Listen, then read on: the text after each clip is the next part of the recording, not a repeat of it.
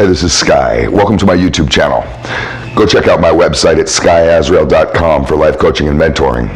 It's Sunday morning, bright and early, daily discipline, mind, body, and soul. This is how we get through. I'm going to get into my study group for warriors, as we do every Sunday. We got a couple new subscribers. Welcome to the team. We got some good people on this channel.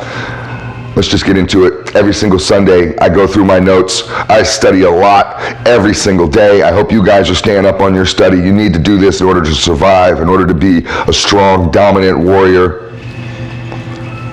So let's just go through some of this random stuff and see where it takes us. First thing I want to talk about is individuality. Some of you can't stand this topic. I think maybe because it hits you, it stabs you in the gut. It's just something to philosophize on. You know, we all think that we're individuals, but we spend our lives in conformity. How can you actually call yourself an individual when you spend all of your life in conformity? When you're born, you're literally told what to do, when to do it, how to do it, and that is your life through most of your childhood. And if we don't do that to children, they end up wild animals who don't know how to survive.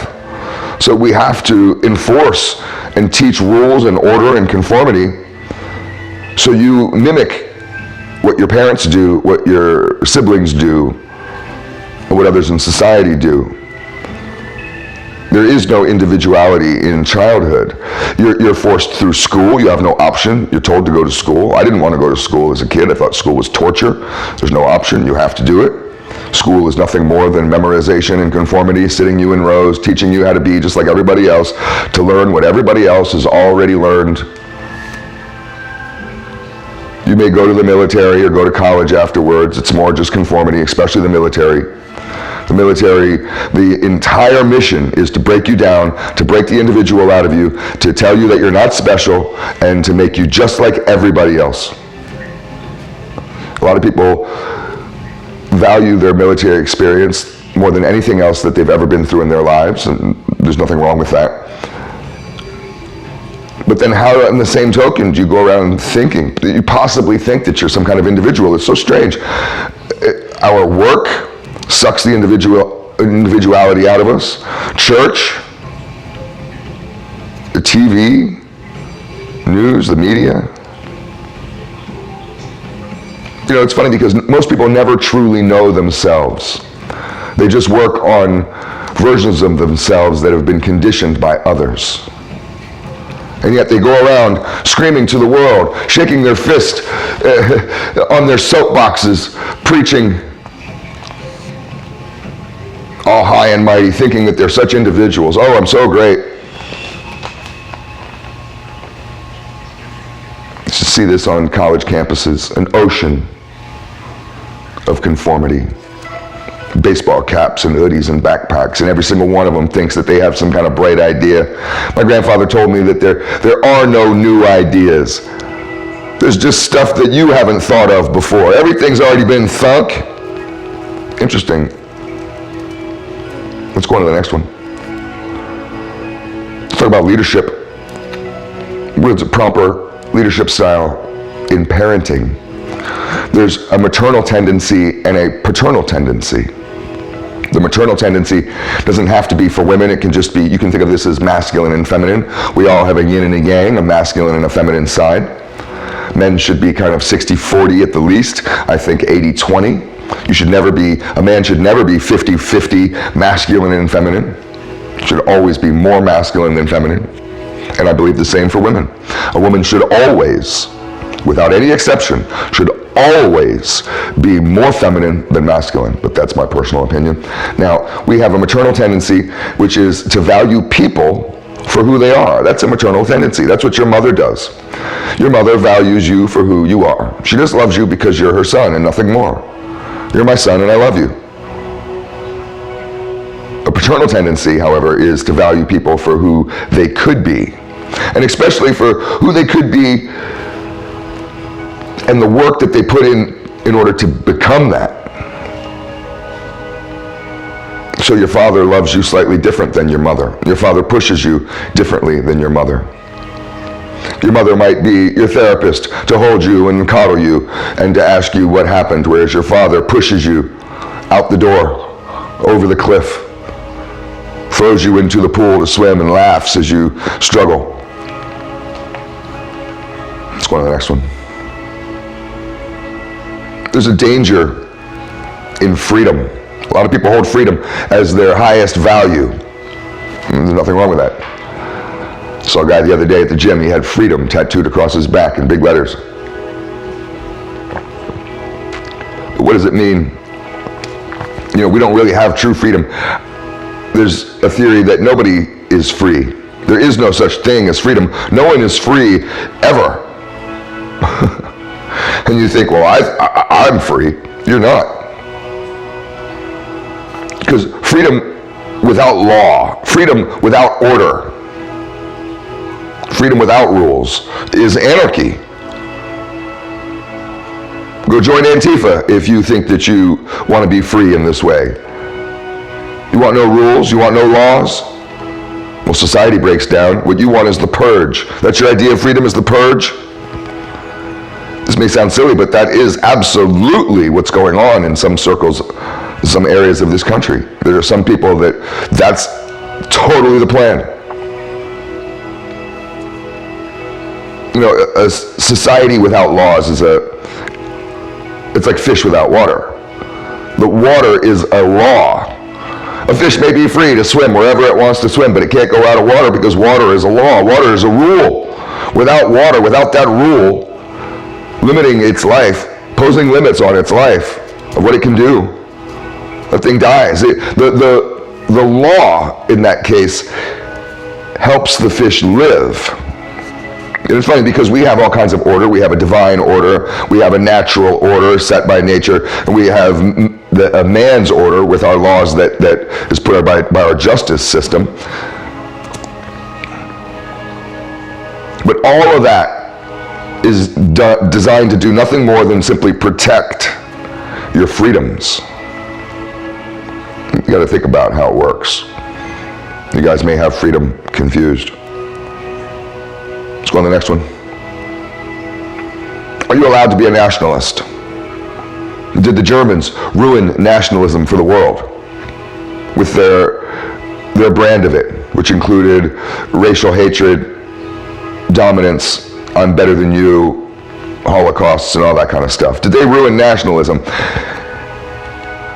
You can look into this. Nationalism exists. There are lots of nationalistic countries, but America tries to hold back from it. You could be a patriot, but once you become a nationalist, we think of the Germans. But what is a nation? It's not just where you live.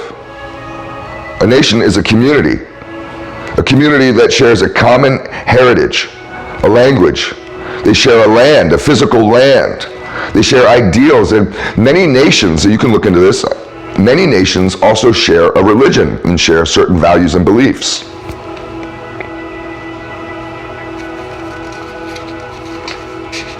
It's just interesting, I don't know. You can think about it if you want. Let's move on to the next one. You will outgrow your friends if you're moving forward on this path of personal growth. The more you grow, the more you're going to outgrow others. And that can be hard. It can be hard to let people go. You have to realize that some people are in your life temporarily. They're just in there for a season. And that's fine. Not everybody is meant to stay forever. That's a childhood fantasy. You're my best friend and we're going to be best friends forever. You will outgrow your best friend. You should outgrow your best friend from childhood.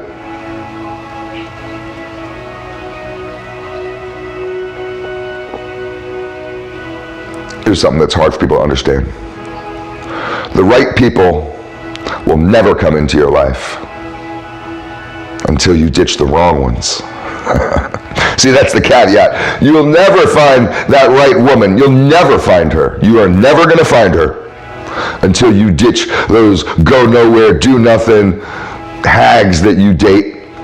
She's going to keep walking right on by. She is not going to want to talk to you or even look at you if you're with that dumb chick that you're with right now.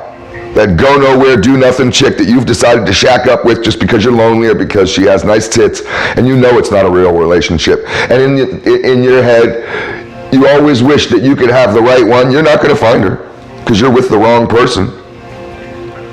You got to do this with your friends. You may be hanging out with a bunch of knuckleheads, wishing that you were successful. You're watching Andrew Tate videos, wishing that you lived his lifestyle. You'll never have that. You'll never have that until you get rid of those dumb knuckleheads that are holding you back. You have to get rid of the dead weight.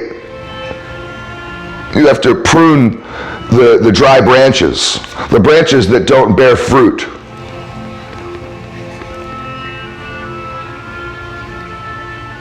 Let's go to the next one. Here's a list. We'll end it with this list. I know the videos get a little bit long. I like to do a long video on Sunday just because I got so much information. I could go on for the next 2 hours with this crap. Write this down. Get yourself a pen and paper. Here's what is out of your control. This is a list of things that are out of your control. And then we're going to follow it with a list of what is in your control. You control freaks will like this because the list of what's in your control is longer. You have a lot that's in your control. So the past is out of your control. And likewise, the future. The future is out of your control. You can't control the future. I hate to tell you this. The actions of others are out of your control. The opinions of others are out of your control. The happiness of others is out of your control. You need to understand that. You are not capable of making somebody happy, nor are you capable of making them unhappy. You don't have that power. You're not a magic wizard. That comes from within. So what is in my control? Well, your boundaries, the boundaries that you set are in your control. Your thoughts, your words, and your deeds, your actions are in your control. The goals that you set are in your control. People aren't going to set goals for you. The self-talk in your head, all those voices that chatter nonstop, that nonsense that just goes on constantly, incessantly, all day. That's in your control. You control that. Your adaptability is in your control. Your acceptance is in your control. Your confidence is in your control. This is a hard one for some people to understand, but your success is in your control. Nobody is holding you back but yourself. Your emotions. Every single man watching this needs to understand this. Your emotions are in your control and you need to start controlling them. This is all food for thought. Have a good Sunday. Thanks for hanging in there.